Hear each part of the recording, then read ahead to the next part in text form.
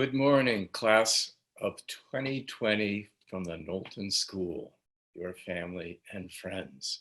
My name is Mike Cadwell, and I'm the director of the Knowlton School. Thank you for joining us. My congratulations to the class of 2020. Commencement is a time of projecting forward, of entering the world and putting into play skills and knowledge gleaned from years of education, of commencing. Even in the best of times, hope is tempered by doubt. Pride in our new abilities is countered by uncertainty as to how we will be received by the world. This uncertainty certainly is now amplified by a world fraught with medical, financial, social, and political uncertainties. It can be overwhelming. How to commence? Zen masters would advise us simply, sit and then sweep the garden. Quiet the mind and then tend the garden with the gifts that we have been given. So first, quiet your mind. Think of all you have accomplished. Remember those moments of triumph when you gained a new appreciation of the world and your freedoms to engage that world. Above all, whether in planning, landscape architecture, or architecture, know that you now have the ability to assimilate a wide range of information, to propose a very creative proposal, and to present it to others. Not only that, even as the conventions of your education's delivery were stripped away with your classmates, faculty, and staff, you completed your degrees through that same combination of intelligence, creativity, and courage. Have pride in what you have accomplished. There is no better preparation for entering the world. Celebrate this moment with your family and friends and thank them for the support they have given you. The time for entering the world can wait.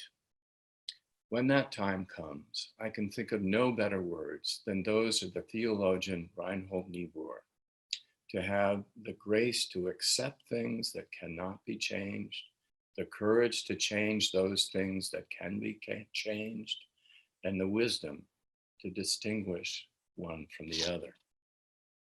It is not so difficult, especially now when we have learned how irrevocably connected we all are. Where others hoard, you can help. Where others deceive, you can uphold the truth. Where others are uncaring, you can be kind and respectful. This much is possible. You have done this here. You can do it elsewhere. Onward then, onward we go. And now, it is my great pleasure to introduce our student speakers. Emily Long from City and Regional Planning, Kristen Perng from Architecture, and Collin Hall from Landscape Architecture. So, onward with Emily. Good morning, everyone. I want to acknowledge that some of you may be experiencing this monumentous occasion apart from family and friends. This is a difficult time, and despite all of this, it's important to celebrate our accomplishments. Assuredly, COVID-19 will have an effect on all of us even after social distancing is over. You and I both know that Knowlton is a unique place. For most of us, it's our second home, and for a lot of us, we keep our household items there, take naps there, eat all of our meals there, and spend hours at a time there, and the list goes on. I think that is what makes today most bittersweet. We can't celebrate this accomplishment in our home with each other.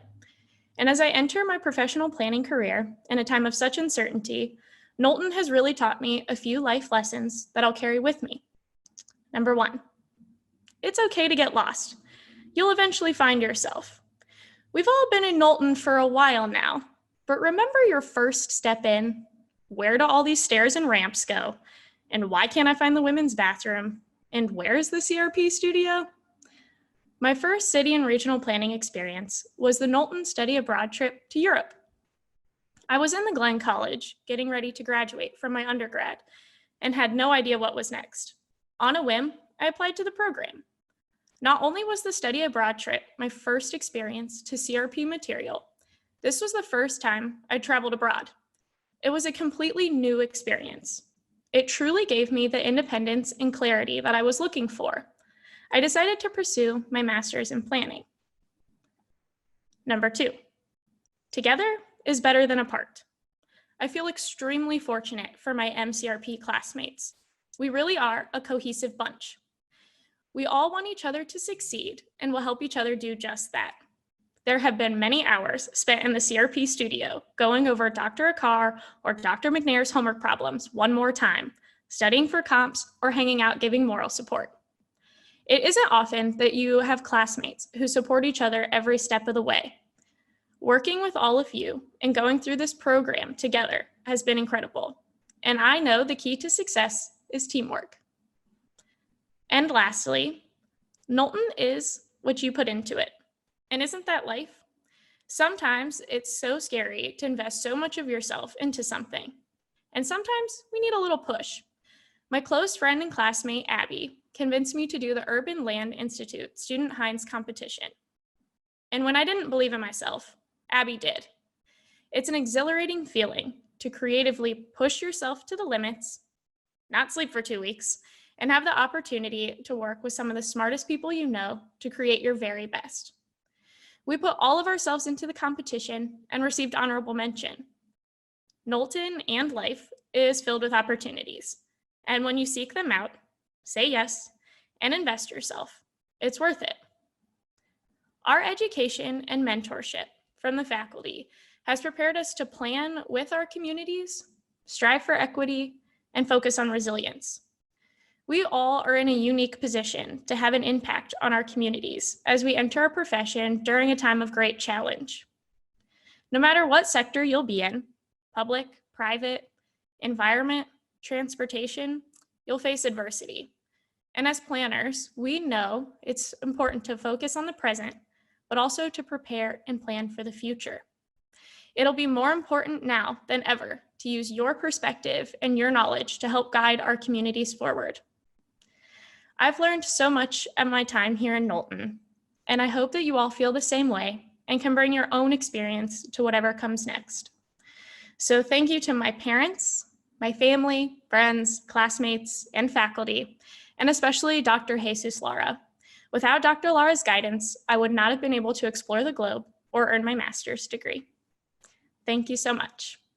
And now I'd like to introduce my architecture classmate, Kristen. Thank you, Emily. Good morning, everyone. I'm very flattered and honored to speak for the graduating architecture classes. I'm also very grateful to take this time to celebrate and to look back on our time together. I think the highlights of my time here at Knowlton can be summarized by the very unique community fostered by the studio learning environment. As most of you know, describing how studio works to people outside of Knowlton can be very difficult. It is hard to explain why we spend most of our time day and night in Rhino World, obsessing over line weights, building models, attending bomber lectures, and yes, napping in the red chair. However, I'm reminded that there are a lot of us to understand. We are part of a unique community. As soon as I mention having the same studio space for 3 years, our 1 hour of fun, and Curtis's balloon animals, I get a whole class of peers and friends who understand what I'm talking about. To quote Jackie Gargis, we are the class that would not drop. It is rare to have a sense of collectivity as we do, fostered by our learning environment. I know for me, coming from Georgia to Ohio, I was very nervous about making friends and feeling at home here. I believe that had I not picked architecture as my major, taking freshman studio, I would not be as fortunate as I am today. I'm so grateful to have met my closest friends in my first studio and making even more as I progressed in the program. I'm also very privileged to have gone on the Europe study abroad trip. We traveled Europe for a whole month in our massive tour bus. It was an amazing trip that I could never have done on my own. To have such a trip organized and to travel with faculty and peers was a unique and enriching experience. One memory stands out. After a long day of visiting chateau after chateau, there's one final chateau on our itinerary. But as soon as we arrived at the chateau, there was something very off about it. Everything was miniature, It was a mini golf course filled with amazing models of the chateau we saw earlier that day. On a more serious note, visiting Kunsthal by Owen May was another one of my favorite memories. The building held great art and dealt with ideas that would inspire my senior Guy Studio project. I'm very fortunate to have worked with my Guy Studio partners, Rachel and Sydney, a group of young women that I admire and from whom I've learned so much. I've never talked and laughed so much while building a model.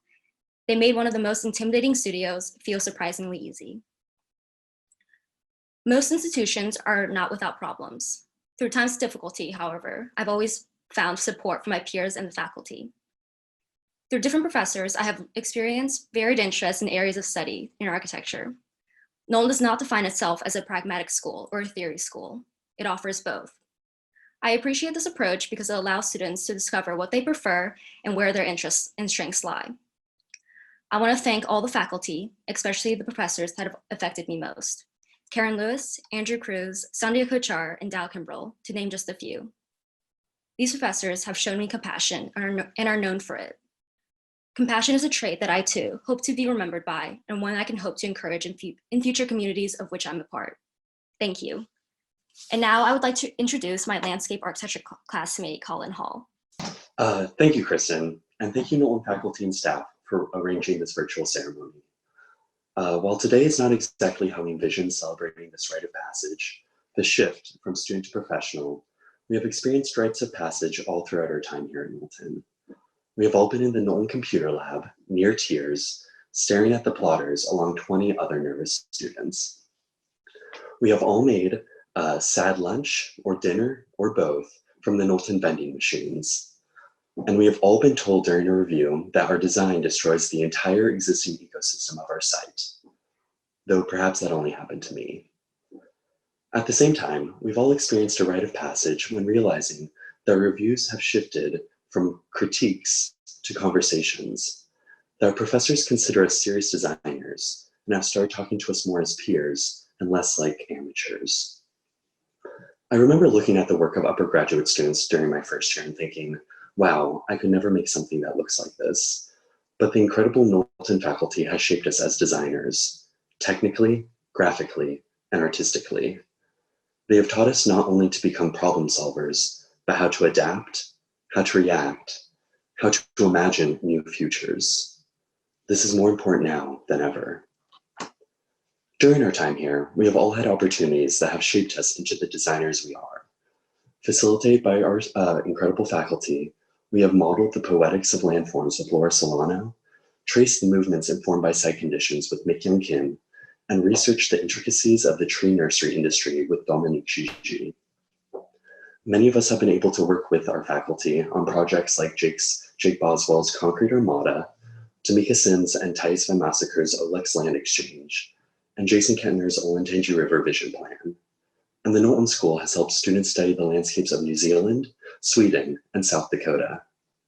Further, the school and faculty have supported us on our ongoing individual research. We have traversed the countryside of Georgia, documented the urban patterns of Medellin and Colombia, and crossed the border between the US and Mexico by foot. Together, we have crawled and twisted through the sculptural labyrinth of the City Museum in St. Louis, and we have marveled at the uniform forest of red pines and oak openings. As we were looking up at the pines, I remember thinking to myself how special it was that we were all there, coming from backgrounds of dance, fine arts, geography, horticulture, economics, collectively amazed by the beauty of the forest. And later, as we walked through the nearby sand dunes, how magical it was to see these tree species emerging from the sand, thriving in conditions that would seem uninhabitable.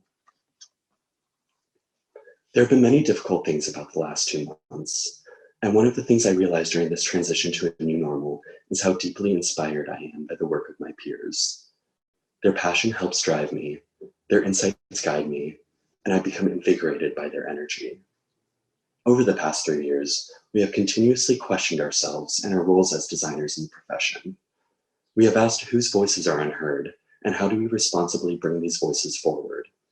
How do we design in the name of environmentalism and social equity? Our strength is in that we will not stop asking these questions. In moments like right now, we realize how truly impactful our profession can be. As designers of the public realm, landscape architecture has the power to create places of comfort, places of reprieve, places that can center us, places that can heal. Above all, we create places to once again feel connected to the world. As we take this next rite of passage into the profession, whether it be the public sector, the private sector, research, or academia, I'm confident that we'll find our place and meaning in the field, carrying with us the knowledge we've gained at Knowlton and continuing to grow as designers. Thank you to our loved ones who have supported us during this journey and during our time here. Thank you to the Knowlton faculty for this remarkable experience, and thank you to my fellow students for being part of this shared journey. And now I'll turn it back over to Mike for some closing thoughts. Thank you, Emily, Kristen, and Collin. And thank you all for joining us. The university commencement begins at noon. For now, celebrate. And please send us photographs to #Knowlton2020. Cheers.